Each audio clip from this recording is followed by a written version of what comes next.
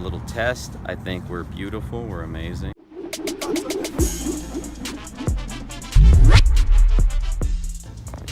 Welcome to another episode of Round the Block Talk. I'm your host, Los, and today I am honored with having Celia Herrera as our guest today. Celia Herrera is a master brander. She helps develop brands all across the nation. She does web development, graphic design, and other branding, and she is exceptional at it. So, welcome. Thanks. Thank you for joining us again. Thank you for having me again. Definitely. So, today, Celia and I are going to be talking about a couple of things. One major thing is, the major topic at hand today is culturally conscious marketing. So you're probably wondering, what is culturally conscious marketing? Celia, what is that in a short couple of sentences? How would you describe culturally conscious marketing?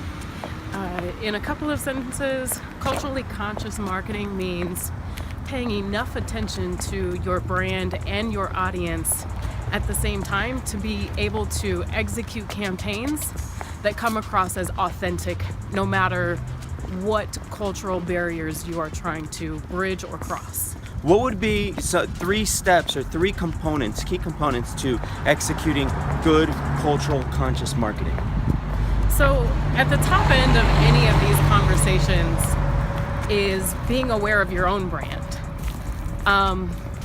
Whether or not you've gone through a fully formal branding process, you should know your brand's message. You should know your brand's personality, and you should really be clear on what it is that you're providing as a value, whether it's a service or a product. Awesome. We've gotten through point number one is knowing your brand, basically knowing yourself. The second point, what would you say is the second important component of culturally conscious marketing? So the second part of culturally conscious marketing is knowing your audience, which also plays into the first part as well, right? Because when you know your brand, you also know your audience, you also know who your products and services are for. It's very important to pay attention to cultural nuances. I think that one of the general questions that every business wants to ask itself is this offensive? If that's a question at the top of the list as you're developing your cultural marketing, you're probably headed in the wrong direction already. Media has a huge influence. We are bombarded with images every single day, and we don't want to carry out old stereotypical messages. We really want to empower people. We really want to give that language to our brands, to our products, and to our services so that people can genuinely connect with them. If you were to say, we're going to expand into Asia or Latin America or Africa, you would instantly know that you needed to change up some things in your marketing because of the differences in culture. I think that's safe to say, is what you're saying is it's safe to say that in the United States, we do have such a diverse population that it's almost automatic that you should implement culturally conscious marketing to really get to your demographic more directly and succinctly, yes? Absolutely, 100%. So the third component, now we're on to the third component of culturally conscious marketing. What is that? What's the third one? The third component is quite literally the execution and the translation. So oftentimes we want to translate one-to-one. So we look at our language that we are using and we want to literally translate. Listen, you guys, Google Translate is not your friend when it comes to culturally conscious marketing. Yes. You don't want to go in and plug in what you would normally say in English, or even plug in your tagline in English for that, and translate it and slap it on something, right? In other languages, things translate much differently. You really want to hire a professional for these jobs, no matter what language you're translating into. Even if that language is still English, if you're translating to another culture, another set of people that you are not necessarily used to writing for, and you are not necessarily used to marketing towards, and you don't understand the language and the nuances, find somebody that does, because you're going to save yourself a real headache. You're also going to save yourself some real embarrassment. Use real images of people that are very representative of that message for that specific group. If you are marketing, in America to African American an African American audience, don't put an interracial couple in there. Put a black couple in. You know, that's what speaks to the culture, right? You don't want to start to cut things and trim things and slice things and mix things.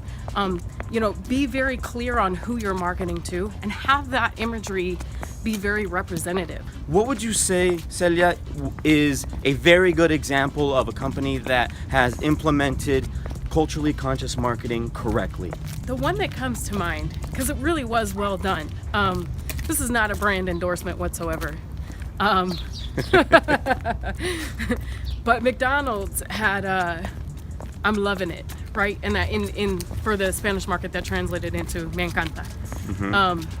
It was very well done. All of the visuals were very representative of each separate culture. The language was well used, right? Well placed. There wasn't derogatory slang that was used or terms that were misappropriated, right? It was like very naturally flowing language, the whole I'm loving it versus me encanta.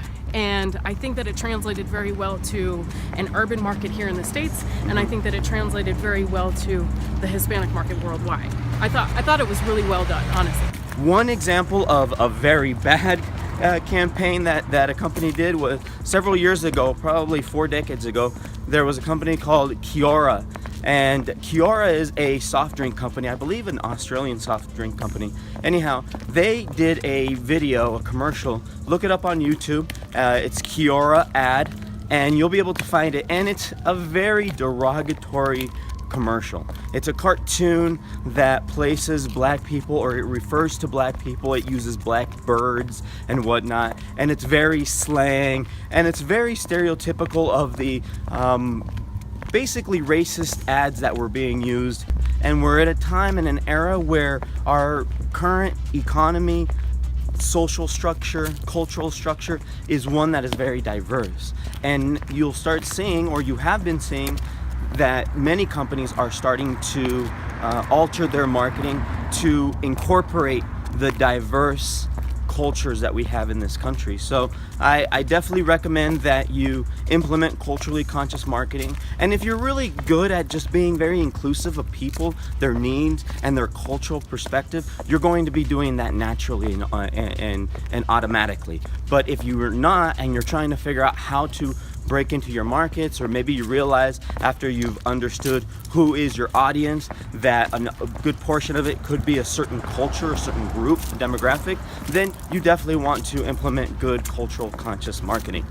I want to say thank you very much for joining us on this episode of Round the Block Talk with your host Los. Celia, you've done a great job. Thank you so much for joining us today. Thank you, Los. If you have any questions, please send them to us. If you like this video, please like and share and subscribe. Until next time, we'll see you on the next episode of Round the Block Talk.